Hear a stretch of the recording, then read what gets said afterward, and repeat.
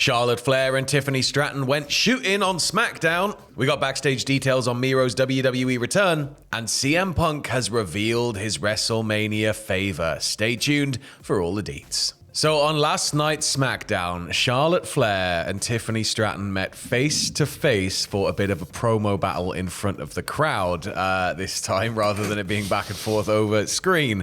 It was quite evident from the off that both women were not maybe sticking to the script, and it was backed up by WrestleVotes, who said on social media that Charlotte and Tiffany said very little of what was in the rundown for them.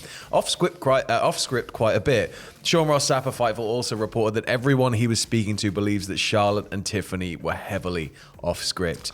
Now, the promo has been severely edited down on WWE's YouTube channel. You can still see sort of remnants of it. It's been very nicely cleaned up, though. But it saw Stratton take shots at Flair's recent divorce by saying she'll end up alone because of her 0-3 record, alongside making reference to her crying on talk shows about it. This prompted Flair to respond, alleging that Stratton's real-life boyfriend, Ludwig Kaiser, was in her DMs. Earlier, the crowd were just like, in the promo from the off, the crowd are just like really loudly booing everything Charlotte's doing. This visibly threw Charlotte off. I've not seen her so visibly thrown off in a while. She looks rattled. There's a point where she goes into the corner and she sort of almost kind of just gives up on the promo halfway through, like kind of asking, well, what do you want me to say, guys? And then it sort of starts to get a bit downhill from there. But basically, she starts cutting Tiffy off, basically making fun of her squeaky voice, but then is like, oh, you have the last word then, Tiffany, go on. And then like Tiffy just rolls out of there, and Tiffany the crowd just destroys her in that last bit. It was mental. This is one of the most car crash pieces of promos I've seen in a very, very long time. Wrestle cringe. It is, yeah, it is. Also at the same time, as much as it was an absolute chaotic piece of TV, it has actually given a bit of interest in what is going on between these two, because Massively. up until now, it's been weak. Tiffany looked bad in that. Thrown together, those promos that we saw that Charlotte was off script. Reports about it was like, oh, sink or swim. It was sink or swim. It was a challenge for Tiffy. Well, challenge responded to. Jesus Christ. Challenge fully responded to. Charlotte, as you said, looked rattled. The crowd was booing her relentlessly. Well, there's a point where Charlotte's like, I can't hear you over all these boos. And it's like, the boos are for you. This is so much work. The boos, right. So like she gives up mid promo. She's like, yeah, as Sam said there. She just retreats into a corner and sort of lifts her hands up. Yeah, what do you want me to say? That she makes fun of Tiffany's squeaky voice. Tiffany, though, was very, it seemed like she understood the challenge this time, which was Charlotte is not going to stick to the script. She's going to be Charlotte, and you've got to match that whatever energy she's bringing, otherwise you're going to get steamrolled. So I think that, this is going to generate a lot of talk in and outside of the wrestling bubble, I'd imagine. It is adding intrigue to the match, so it is a net positive in that regard. But I am now worried for the match itself, because I feel like one of them has a bit more power than the other, and I think one of them needs the win more than the other. Charlotte starts up, and then Tiffy cuts Charlotte off pretty much immediately, going, Chicago, what time is it? And the entire room screams Tiffy time, and then goes immediately back to booing Charlotte. It's right. So the thing is, Charlotte, unfortunately, as great as she is just so unlikable as a character. And when she came back this run, it seemed like they were trying to position her as the face. Yeah. If that is still the case, because Tiffany's lines that she gave in the promo weren't exactly face lines. They were very near the knuckle. They were. She's calling her a Nepo baby. She's calling her a Nepo... Or Tiffany, Charlotte calls herself the Nepo Queen. Yeah. Taking shots at her divorce. Taking shots at she'll always be second to her dad. All this other stuff that, like, I mean, Charlotte responds with, like, you think you're the first person who's ever said that, which fair enough. But, like, it's get out there and watch it immediately. Yeah, it's all over Twitter, so go and check that story out.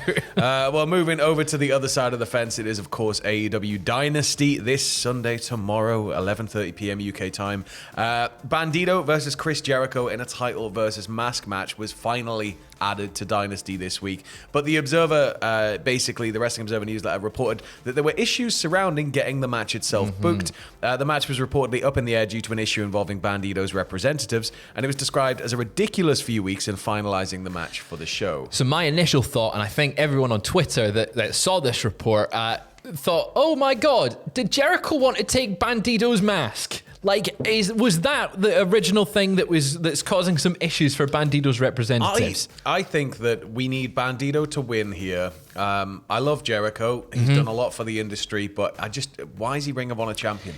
It feels like it's a title that should be on someone else. Granted, we know that Tony Khan wanted the title on Jericho so that when they look at TV deals, Jericho's a recognizable name. He's a recognizable star. You can't have somebody in a match of this magnitude, like a Lucha de Apuestas match, mask versus title. You can't take a rising star like Bandido's mask, surely, without this causing massive repercussions everywhere. Literally everywhere. Career. The fact, though, that this was experiencing issue and is now being booked, my guess is that they've come to a settlement and gone, okay. Dusty finish. Yes, I don't think it's going to be a clean finish. Plus, personally, I feel like the Ring of Honor title, a big win like that, should be on a Ring of Honor show. Yeah, this is the other thing. I get that we're sort of partnered properties here, Ring of Honor and AEW, but it does feel odd that we're just sort of getting this. And I guess it brings more eyes to Ring of Honor and it spreads more awareness if it's on an AEW show. But Jericho can't win this match and take the mask. He just can't. Surely not. But on the point of matches, we've had a grudge match officially added to WrestleMania last night, made official on last night's SmackDown that Jade Cargill is set to face off against Naomi in the grudge match of all grudge matches at WrestleMania. You know what? This has actually got a really good amount of heat behind it. I was expecting this to maybe fall a little bit flat compared to Tiffany Charlotte because of the names on paper. Yeah. This is great. I'm very excited for this one. Naomi has been really doing an incredible performance as a heel. Yeah. She's got the character down. Jade is getting good reaction. She's looking impressive in the stuff that we saw against Liv. Yep. We saw has got a good aura around her. And this match, even if it's not going to be a 5-star classic, I'm very excited for. Yeah, it's yet another match on the show that has quite a considerable amount of build going into it. So it's anything with more build and more storyline around the event, the better. That's basically good. For me. We're 2 weeks out. I can't wait. We've got potentially, we've got one big thing on the horizon though, and this is according to PW Insider. Miro was visiting WWE headquarters this past week to have meetings with WWE officials to organize his details for his return to the company after he signed his contract. Additionally, they've revealed he was also at headquarters so that WWE could take new photos of him. Yeah. So we've got to imagine that Rusev is going to pop back up somewhere in the near future. What a Mania return that would be. So my guess is it'll be happening on Rusev Day, maybe, and I think that's maybe where it's going to make the most sense. Yeah. We knew that he was at HQ this past week. We knew there was speculation around the fact that Rusev was returning to WWE. But this Miro. This is Yeah. the confirmation. We finally know what he was actually doing. The contract is signed, and he was there to finalize, ideally, the creative coming in for his return. Obviously, they want new promo shots. Yeah, the last ones he had a few years old. Yeah, he's got like short hair and stuff now. Come on, guys, you can't be putting out all the old long hair Rusev shots. I hope they bring him back as the Redeemer Rusev. Yeah, I think it'd be weird to bring him back as Miro. I know that take the character, but I think the Redeemer character. Yeah, let's see how far we can go with Rusev now under a new regime. Yeah, I'm excited. Yeah, for sure. But looking toward WrestleMania, we had one final bit of business to take care of after business was being taken care of all over SmackDown last night. It was a good SmackDown last night. It was really good SmackDown. CM Punk finally revealed what his favor is. So it was revealed on last night's SmackDown that the favor of CM Punk and the favor he's been holding over Paul Heyman's head and by extension Roman Reigns' head is, as Fraser said. Yeah, I predicted it. I sat right here this time last week. Get him to pick your lottery numbers for you. It's Heyman. It's for Heyman to walk him to the ring and be in the corner of Punk at WrestleMania, which Reigns initially laughs off at, like, Heyman's never going to do that for you. He's the wise man. I'm his tribal chief and all that. Heyman then says, "No, my tribal chief, I can't do that." Punk then took advantage of Reigns' anger toward Heyman, attacked Reigns, hit him with a GTS, and SmackDown went off the air. So we've got division between the wise man and the tribal chief. This was a great segment. Again, we talk about heat behind it. This feud was something that a lot of people went, why is this happening? Why are we getting a triple threat between these three? You've seen last week Rollins getting so angry that Punk gets the main event. Yeah. This week we've seen Rollins cackling in the corner at the fact that Roman has lost the wise man. Yeah. And going back to pre-WrestleMania 39, Cody going, without Jay, without your tribal chief, you're just without the wise man, what is Roman Reigns? Yeah. We are about to see what Roman Reigns is without Paul Heyman. He's the tribal chief of his own kingdom. He is. I rule my kingdom. Punk's going to surely got the advantage going into this match to win. And surely he's going to be wearing his I'm a Paul Heyman guy shirt as well.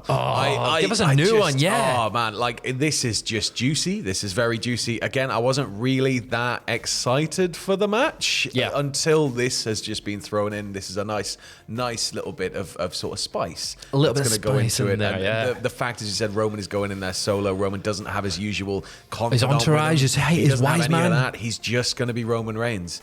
Or is he going to be the big dog again? Oh. Comes out with the blue contacts, the cock in his Starts wrist. fisting. Yeah. Fist in the main event. We could have the big return of the big dog. No, it's just, I can't wait to see how this is going to factor into the match itself. It's going to be so high stakes, so drama. Is Heyman going to be willing?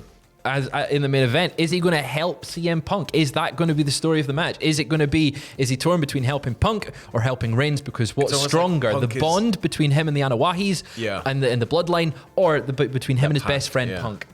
Oh man, so many layers. It's like an onion. It's like an onion, or like an ogre, or an ogre. An ogre. Well, that's it for your second dose of lovely bumper weekend wrestling news. I will be live with AEW Dynasty reactions tomorrow night, 11:30 p.m. UK time, with a very special guest. You do have a special guest. YouTube.com/cultaholic/live. Be there for it. The room's already open. Go and leave me a load of abuse, and the special guest a load of abuse, and we'll answer it when we start the stream.